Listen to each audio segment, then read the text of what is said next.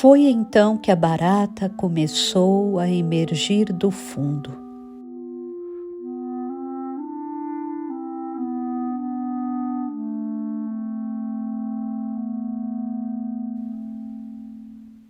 Antes, o tremor anunciante das antenas. Depois, atrás dos fios secos, o corpo relutante foi aparecendo, até chegar quase toda à tona da abertura do armário. Era parda. Era hesitante, como se fosse enorme de peso.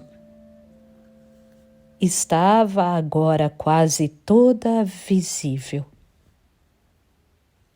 Abaixei rapidamente os olhos. Ao esconder os olhos, eu escondia da barata a astúcia que me tomara. O coração me batia quase como numa alegria. É que, inesperadamente, eu sentira que tinha recursos. Nunca antes havia usado meus recursos. E agora, toda uma potência latente enfim me latejava, e uma grandeza me tomava. Ah, da coragem! Como se o medo mesmo fosse o que me tivesse enfim investido de minha coragem. Momentos antes, eu superficialmente julgara que meus sentimentos eram apenas de indignação e de nojo, mas agora eu reconhecia, embora nunca tivesse conhecido antes, que o que sucedia é que, enfim, eu assumira um medo grande, muito maior do que eu. O medo grande me aprofundava toda. Voltada para dentro de mim, como um cego ausculta a própria atenção, pela primeira vez eu me sentia toda incumbida por um instinto. Como se, enfim, eu experimentasse, e em mim mesma, uma grandeza maior do que eu. Eu me embriagava pela primeira vez de um ódio tão límpido como de uma fonte. Eu me embriagava com o desejo, justificado ou não, de matar.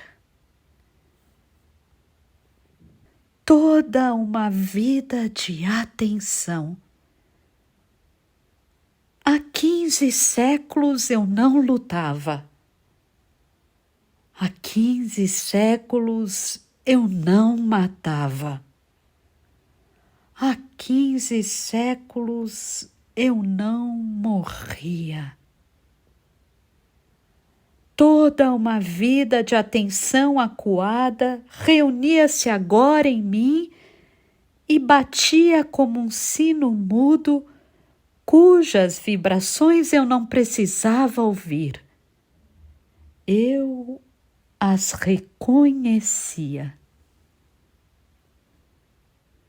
Como se pela primeira vez, enfim, eu estivesse ao nível da natureza.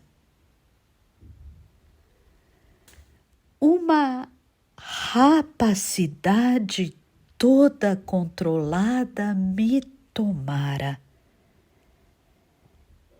E por ser controlada, ela era toda potência.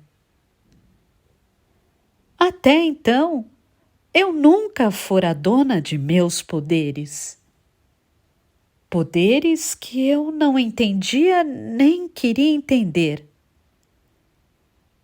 Mas a vida em mim os havia retido para que um dia, enfim, desabrochasse essa matéria desconhecida e feliz e inconsciente que era finalmente eu. Eu, o que quer que seja.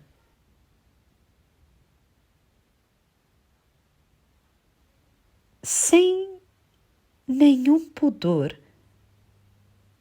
comovida, grata,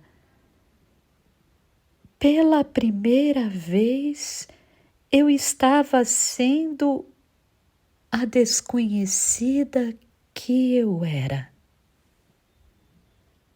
Só que desconhecer-me não me impediria mais. A verdade já me ultrapassara. Levantei a mão como para um juramento e num só golpe fechei a porta sobre o corpo meio emergido da barata. Ao mesmo tempo, eu também havia fechado os olhos. E assim permaneci toda trêmula. Que fizera eu?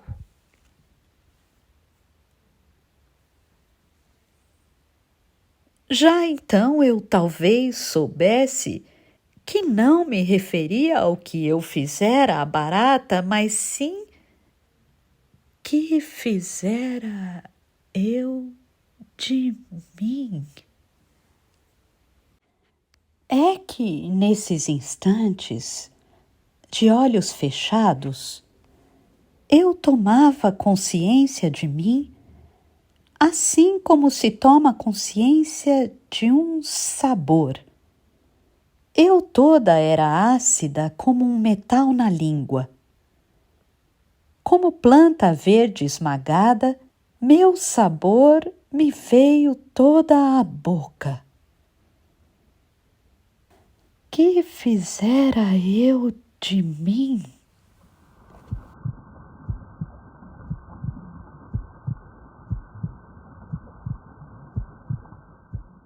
Com o coração batendo, as têmporas pulsando, eu fizera de mim isto.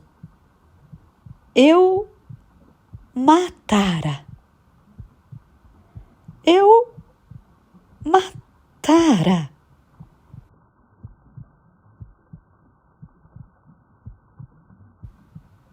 Mas por que aquele júbilo? E além dele, a aceitação vital do júbilo. Há quanto tempo, então, estivera eu por matar? Não, não se tratava disso. A pergunta era: o que matara eu? Essa mulher calma que eu sempre fora, ela enlouquecera de prazer? Com os olhos ainda fechados, eu tremia de júbilo. Ter matado era tão maior que eu, era da altura daquele quarto indelimitado.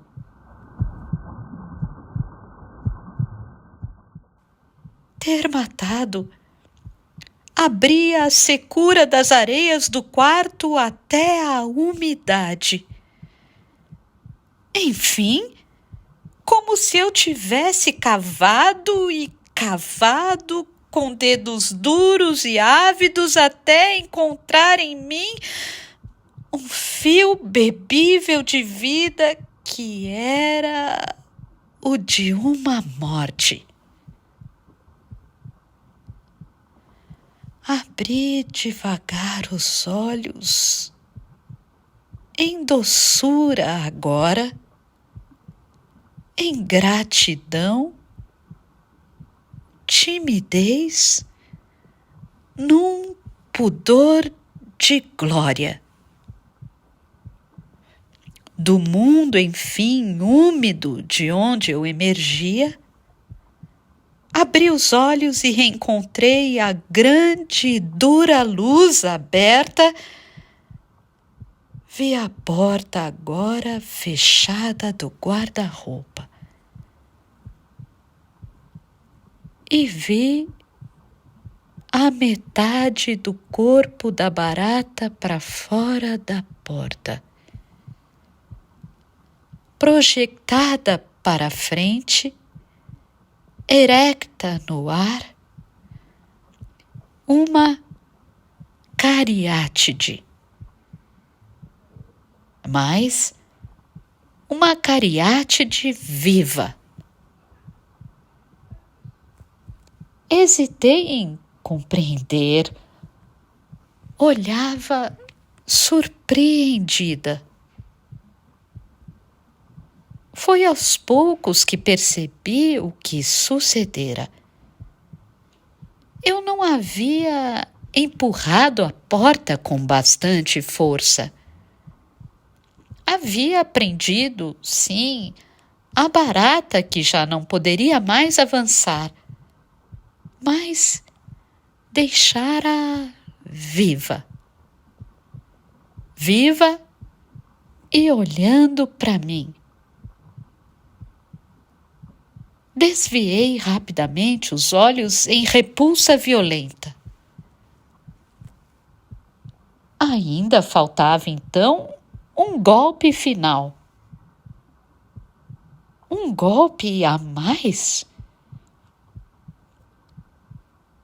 Eu não a olhava, mas me repetia que um golpe ainda me era necessário.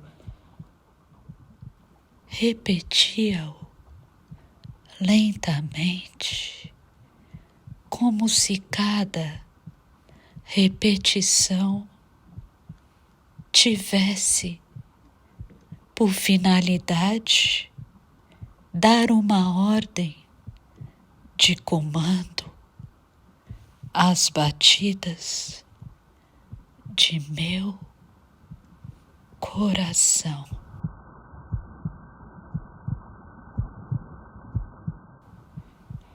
As batidas que eram espaçadas demais, como uma dor da qual eu não sentisse o sofrimento.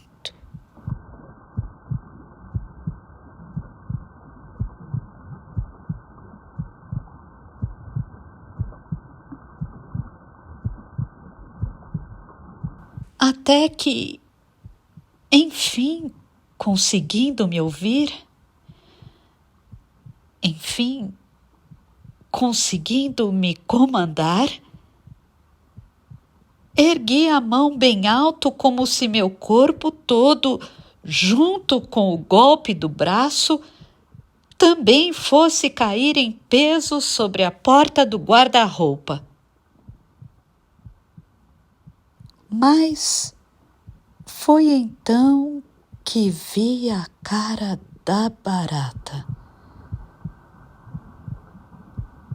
Ela estava de frente, à altura de minha cabeça e de meus olhos.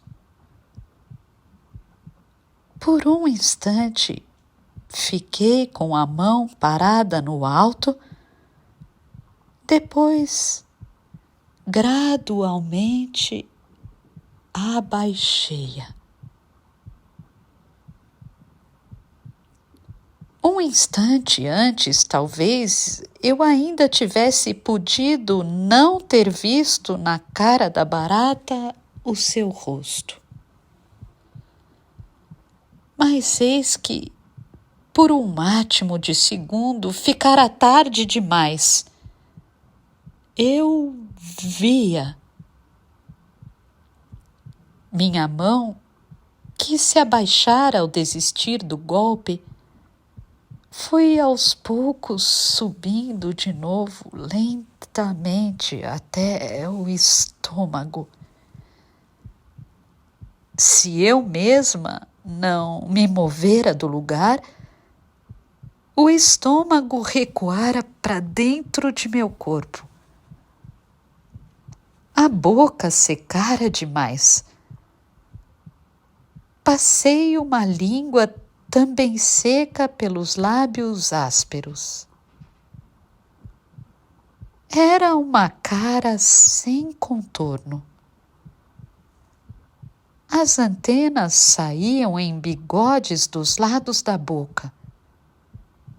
A boca marrom era bem delineada.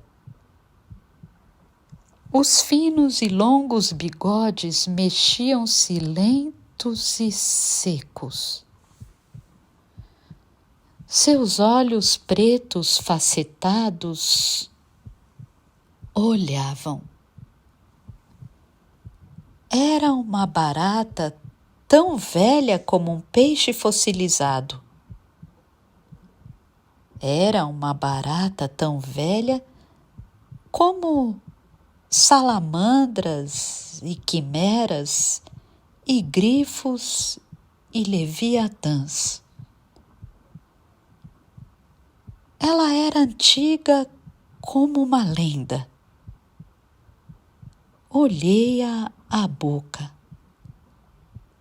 Lá estava a boca real. Eu nunca tinha visto a boca de uma barata. Na verdade, eu nunca tinha mesmo visto uma barata. Só tivera repugnância pela sua antiga e sempre presente existente, mas nunca a defrontara, nem mesmo em pensamento. E eis que eu descobria que, apesar de compacta, ela é formada de cascas e cascas pardas, finas como as de uma cebola, como se cada uma pudesse ser levantada pela unha e, no entanto, sempre aparecer mais uma casca e mais uma. Talvez as cascas fossem as asas, mas então ela devia ser feita de camadas e camadas finas de asas comprimidas até formar aquele corpo compacto. Ela era arruivada e toda cheia de cílios. Os cílios seriam talvez as múltiplas pernas. Os fios de antena estavam agora quietos, fiapos secos e empoeirados. A barata não tem nariz. Olhei-a com aquela sua boca e seus olhos. Parecia uma mulata à morte. Mas os olhos eram radiosos e negros.